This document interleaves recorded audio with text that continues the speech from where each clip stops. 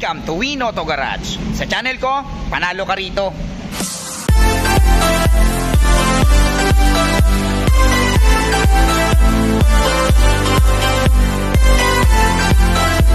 Alright, magandang araw sa inyong lahat mga katropas. Ako na naman, Erwin Peralta. You can call me Win for short. Ayan, kahit linggo, magbablog pa rin tayo para mahanapan ko kayo ng mga sasakyan matagal nyo nang hinahanap. Yung mga sasakyan matagal nyo nang pinapangarap. Ang init ng panahon, malamang mamayang hapon, uulan na naman ng malakas. Ayan, okay? So remind ko lang ulit kayo mga katropa, ng vlog natin ay no bidding. Okay, makikipag-negotiate lang tayo kay bossing para masagat natin siya sa presyo. At nang kayo ay magkasundo lahat ng unit natin, pwede sa financing. I-prepare lang natin yung mga requirements like 2 valid ID, proof of billing, 3 months payslip, certificate of employment, 3 to 6 months bank statement, ITR, or business permit. Kung meron kayong business, kung kayo ay nasa abroad, maghahanap lang po kayo ng main borrower nyo na nag-stay sa Pinas like asawa, anak, magulang, kapatid na dapat pinag-re-remitan nyo dahil requirements ang remittances. Much better kung may trabaho para makapag-provide ng payslip at bank statement. Ayan ang may bablog natin for today sa mga naghahanap ng 2021 Fortuner V. May ibablog tayo sa mga naghahanap ng ano ba yung mga nablog natin, Wigo, Ford Everest, ano pa ba, basta panoorin nyo to, I'm sure may mapipili kayo rito. Okay, siyempre kung meron kayong magustuhang sasakyan sa mga ibablog natin for today, tawagan nyo lang ako sa number na 0921-899-4221 Smart, 0927-344-0836 Globe, and then palike na rin ang page natin. Ayan, Win Auto Garage, nandyan yung mga ibang sasakyang hindi natin nabablog. Scroll lang po tayo dyan. I'm sure may mapipili kayo dyan. At bago tayo mag-start, gusto kong pasalamatan si Sir Alexander. Ayan, from Bicol. Ayan, medyo malayo-layo yung pinanggalingan ni Sir. Siya po yung nakabili ng 2023 Ford Wildtrak Turbo, yung Raptor look. Ayan, yung naka-body kit ng Raptor, yung loaded. Ayan, Sir, maraming salamat sa pagtitiwala. Enjoy your 2023 Ford Wildtrak. Ayan, so wag na natin patagalin to. Samahan nyo na ako, tirahin na natin to, baka tirahin pa ng iba. Tara. Next unit natin, ito sa mga naghahanap ng adventure. Ayan, i-startan kagad natin to. So ito ay 2016 Mitsubishi Adventure GLS, manual transmission, diesel, 67k mileage, at ang presyo niya ay 548,000 pesos. Ayan, sipatin nyo mabuti, kulay pula. Ayan, sa mga naghahanap ng pampamilya na napakatipid, ayan ang Magsin Tire. Napakatipid na itong adventure na to eh.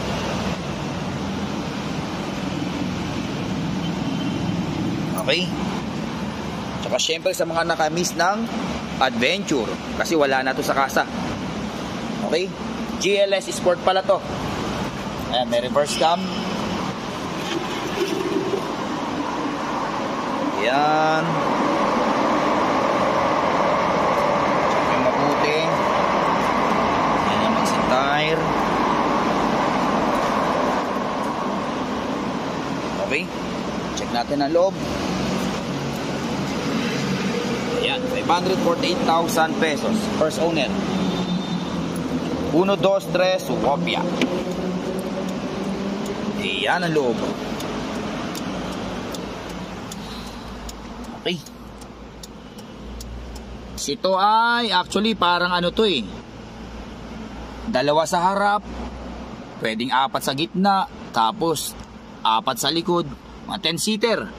Okay, manual transmission, naka-monitor. Ayan, okay, sariwa pa. Check natin yung backseat. Ayan ang backseat. Okay, next unit natin, ito sa mga naghahanap ng Ford Everest Titanium na 4x4. Ayan, i-startan kagad natin. So ito ay 2016 Ford Everest Titanium 3.2 liter turbo 4x4 automatic transmission, diesel, 50k mileage, at ang presyo niya ay 998,000 pesos. Ayan, sipatin nyo mabuti. Ayan ang hood. Alam ko from 1 million before to, 1 million mahigit eh. So nag-markdown na rin. Ayan ang headlight, naka-garnish. Ayan ang Magsin Tire. Okay, naka-Wrangler na tire, kapal pa ng gulong. Ayan, 3.2 liter, 6 automatic speed. Ayan, nabang na naman tayo. Okay. Ayan ang likuran. 4-wheel drive. Nandiyan yung mga sensor. Siyempre, with reverse cam. Naka LED trunk lid na kayo, ha? Para mas lalong pumogi. Ayan. Titanium. Okay. Sipatin nyo mabuti. Ayan. Lakas pa naman humatak na ito. 3.2 eh. 3.2 liter. Okay. Check natin ang loob. 1, 2, 3, wopya. Ayan ang loob. Okay. Siyempre, since na 4x4, power seat. Check natin kung yung kabilang side power seat din. Ayan. Okay, ito ay 7-seater. Naka leather seat. Automatic transmission. Lagayan ng kape barya. Ayan yung pita ng 4x4. Okay. Pero alam ko ano to. Meron siya yung parang intelligent na ano na pag na-detect na niya, gaga siya na mismo yung gagana. Okay. Ayan. Pita ng mga ilaw. Ayan. Maliban tayo sa kabila. Alright, next unit natin ito sa mga naghahanap ng new look na Toyota Fortuner V kulay silver. Ayan, kararating lang, dinidetailed pa lang, hindi pa to fully detailed pero mukhang brand new na.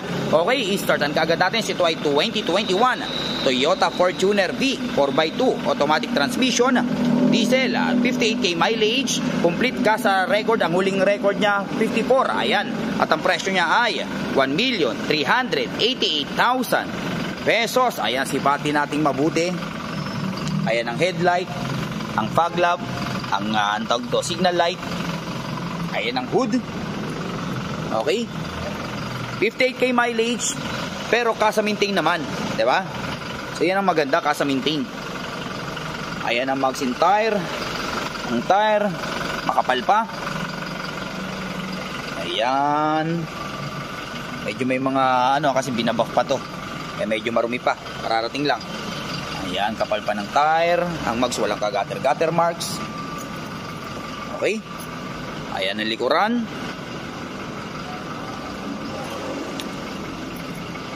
Ayan. Siyempre with reverse cam. Check natin ang likod. Ayan ang likod. Okay, meron na kayong ito. Maganda rin yan para protection sa ano. Kaya mukha pang bago yung ano niya. Diba? Ang tawag dito, deep dish matting. Importante yan.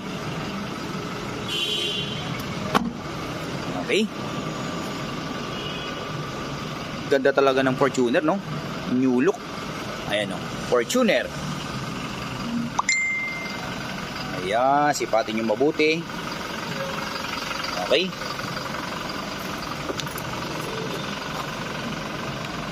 Check natin ang loob. 1, 2, 3. Wopya. Ayan ang loob. Oh, amoy brand new. Okay. Ito ay 7-seater. Naka-fabric. Automatic transmission. Lagayan ng kape barya. May alam ko wireless charging na rin ata ito yo. Okay. Naka eco mode, power mode. Naka monitor. Syempre push start engine. Naka paddle shift. Ayan. Check natin ang back seat. Ayan ang back seat, may mga gamit pa. Ano ba to? Oh, meron pa palang ano, seat cover. Kaya parang brand new pa yung upuan. Tinanggal lang yung seat cover niya. Yung seat cover na galing kasa. Okay? Ayan, balik pa tayo sa kabila. Kunting pahabol, nakalimutan ko sabihin, naka 360 camera na pala to, ha. Okay? Yung Fortuner V, patas pala, Fortuner V, Q, Limited, tsaka GRS, naka 360. Ayan, o. Okay? Yan natin. Dagdag safety features yan, lalo kung hindi naman kayo ganun kagaling mag-park. Para kita nyo yan lahat, di ba? Likod, gilid. Ayan o. Ayan, naka 360 camera. Okay? Ayan. Mali pa tayo sa bila. Next unit natin, ito sa mga naghahanap ng Mirage GLX, sa mga naghahanap ng napakatipid pagdating sa gas consumption. Okay, i-startan kagad natin ito. Ito ay 2022 Mitsubishi Mirage GLX, automatic transmission, gas, 14k mileage, kasa-maintain, at ang presyo niya ay 598,000 pesos. Ayan, sipatin nyo mabuti. Ayan ang hood, parang brand new pa. New look na to ha. Ayan. Ayan ang mags and tire, napakakapal pa. Naka rain visor. Ayan. Ayan ang likuran. Okay, may back camera.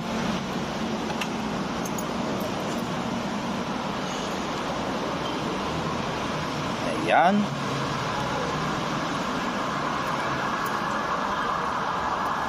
Okay.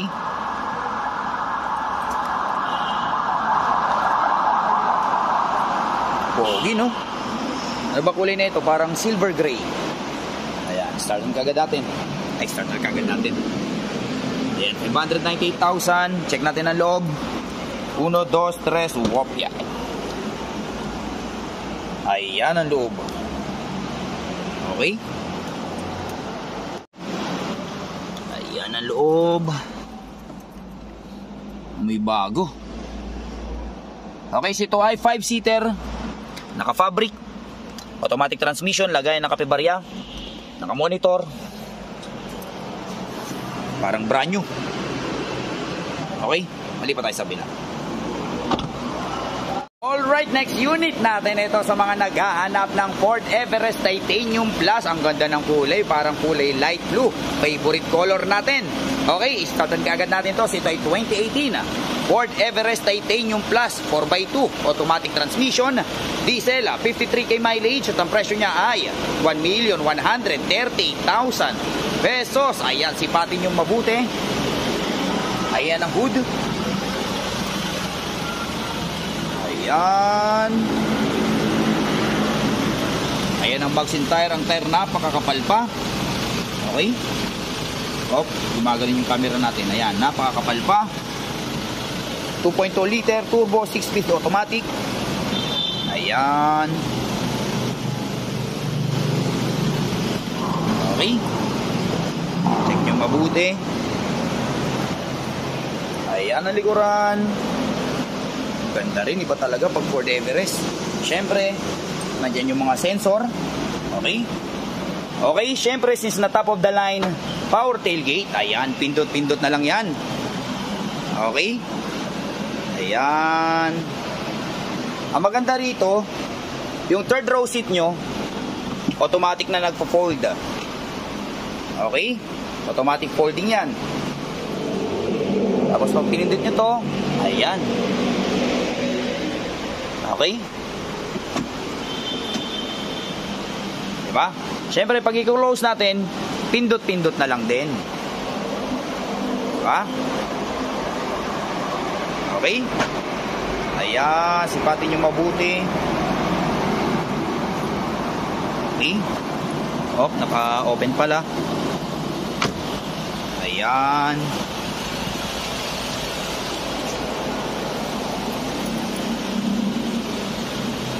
With adaptive cruise control to, ha? Check natin ang loob. 1, 2, 3, wopya. Ayan ang loob.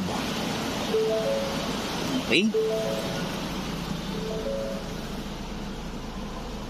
So ito ay 7-seater. Naka-leather seat. Automatic transmission. Naka-power seat nga pala to, ha? Okay. Since na Titanium Plus, both front seat niya, yung parehas na harap, naka-power seat yan, okay? Mostly yung iba kasi isa lang. Ayan, naka-monitor. Yung mga aircon, pindutan. Ayan. Okay, syempre yung nagpa-elegante sa kanya, yung ating tawag dito, moonroof sunroof. Okay, may moonroof sunroof tayo. So kaway-kaway na lang kayo sa inyong mga fans. Ayan. Okay, malipat tayo sa kabila. Alright, next unit natin ito sa mga naghahanap ng Toyota Wigo G top of the line na kulay orange. Ang ganda ng kulay, no? Okay, startan kagad natin. Ito ay 2019 Toyota Wigo G, automatic transmission, gas, 32k mileage at ang presyo niya ay 478,000 pesos. Ayan, sipatin natin mabuti. Kulay orange. Ayan. Ganda ng kulay. Sariwa din. Ayan ang magsin tire, napakakapal pa. Ayan, Toyota Wigo G. Okay. Ayan ang likuran, Wigo G. Okay. Siyempre lahat ng unit natin negotiable pa. Ayan. Okay. Ang cute, no? Sa mga mahilig sa cute. Check natin ang loob. 1, 2, 3. Kopya. Yan ang loob. Oy, naka leather seat na. Ganda rin ng leather seat. Combination pa rin siya ng black and orange. Okay. So ito ay 5-seater. Naka leather seat. Siyempre, automatic transmission, lagayan ng kabibarya. Naka monitor. Ayan. 2019 Toyota Wigo G. Okay. Yan ang back seat. Alright. Hindi pa tayo sa kabila. Alright, so dyan nagtatapos ang vlog natin for today. I hope may mga nagustuhan kayo sa sakin sa mga vlog natin. Hanggang sa susunod na pag-vlog natin. Adios amigos. Bye-bye.